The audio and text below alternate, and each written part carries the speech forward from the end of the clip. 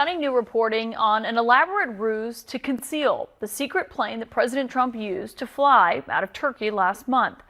The Washington Post reports this tonight, saying, quote, an Iranian assassination threat against President Trump prompted an extraordinary operation in which he flew secretly from Turkey on an alternate military aircraft while the White House said he was aboard Air Force One.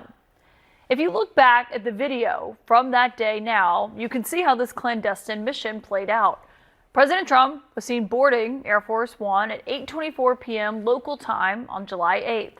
But actually, according to the Post, and you can see here, Trump and several of his aides were secretly shuttled minutes later onto this airport catering truck, which was elevated and positioned at a door out of the view of the cameras.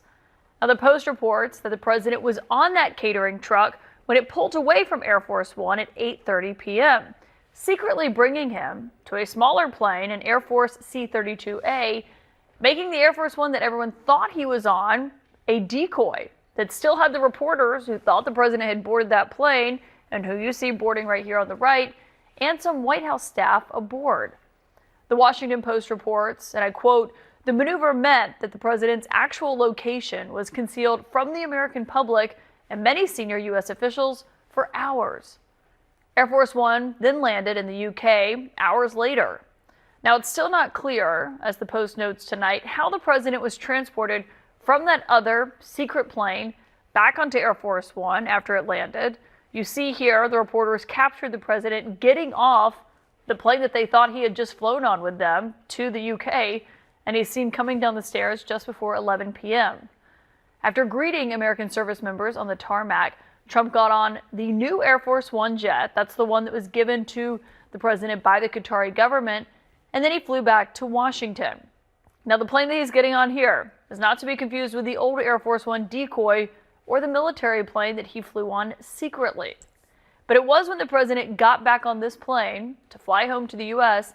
that he was asked by reporters why they had been told to lower their window shades on that first flight, which is extremely unusual and not typically something that happens for the press, that sits on the right side of the plane, which is where that airport catering truck was, now that you look back at that other video.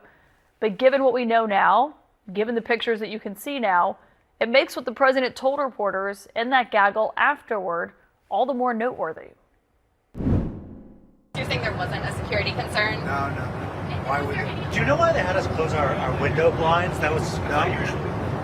Well, yeah, because you're, probably on a dangerous flight because of the sleaze bags that we have to deal with. So you think that Iran was possibly thinking of trying Well, to... I mean, if they asked you to close your windows, probably they feel that way. They didn't ask me to close mine, but if they did, I would have done it. Were you aware of any credible threat by Iran against Air Force Well, I have One? a threat all the time. I'm number one on their list before you. But if I go, you go, right? But was there a So specific threat today? perhaps someday you want to change professions. If I go, you go. Though the president wasn't actually on the same plane as the reporters who were asking him that question. And when they asked him about why they had to lower their own shades, and the president said, well, he wasn't told to lower his. Well, he was on a secret plane. He was not on the same plane that those reporters and some White House staffers were flying on. Joining me tonight is one of the reporters who broke this story, Washington Post national security reporter Dan Lamothe. And Dan, I mean, this is a remarkable scoop and very thorough reporting here. Can you just kind of walk us through what you've learned here? Yeah, I mean, I think the most significant piece here is that for weeks now, the American public talking about the two Air Force One jets, the newer one from Qatar and the older one from the last couple decades of operations. And in reality, the president was on neither plane. This came to the Post in part because individuals thought that there was a hole in public understanding here that needed to be clarified. I mean, it also, just in terms of how they came up with this, I mean, a big question is going to be how unprecedented this is. The idea that they would take the president, not only put him on an alternate aircraft, but use a catering truck at the airport to do so.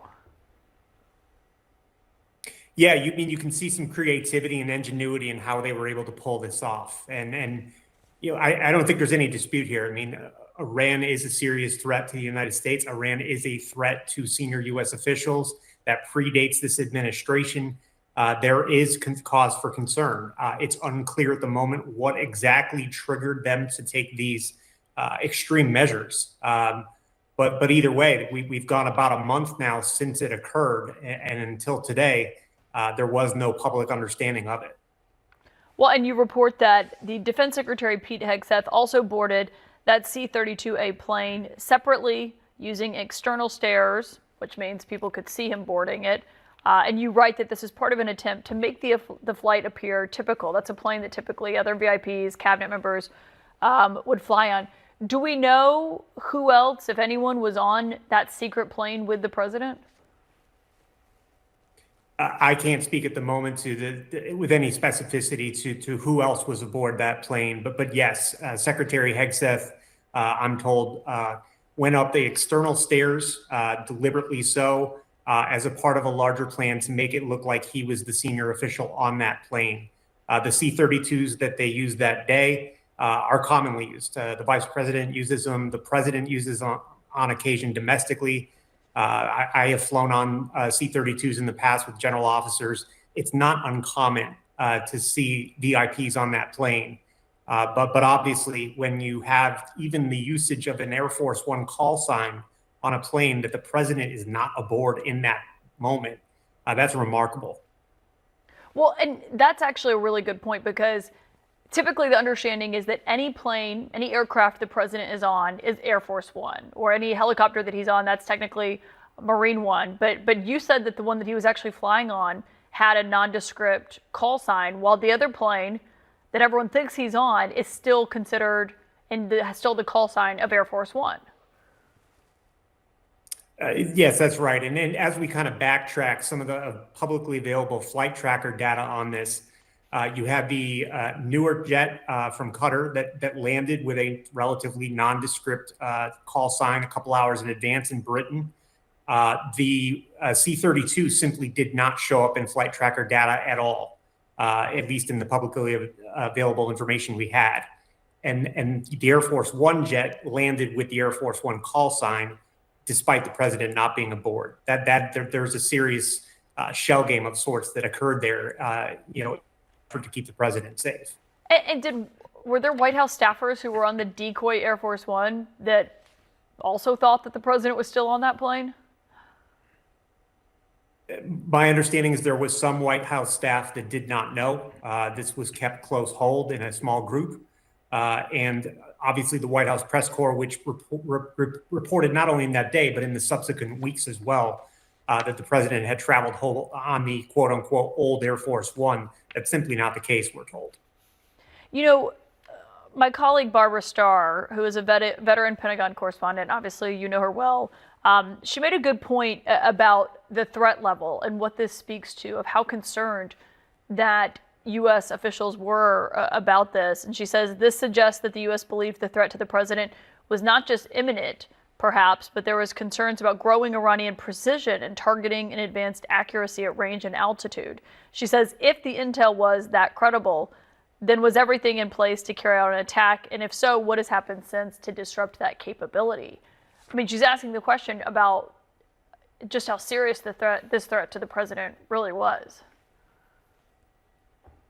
Yeah, I don't have great clarity on what the specifics are that triggered them to take these measures, but I would note that as technology advances, as we've seen Iran and a number of other countries take on, aerial drones and a variety of other kind of munitions, the United States as a nation is just facing simply more kinds of threats, more exquisite threats that it did not have to worry about a handful of years ago. Were you shocked as you were reporting on this to just be able to learn about this and confirm that this is actually what they did with the president? Candidly, this was a surreal story to cover. The initial discussions, the initial tip, and then looking into it, I kept finding myself saying, what am I missing? Is this true? Not an easy story to confirm. I mean, it obviously took some time since that event to put this all together and put this together in a way that was convincing and confirmable and and able to report it with your chest. Yeah, and there is no denial in here from the White House.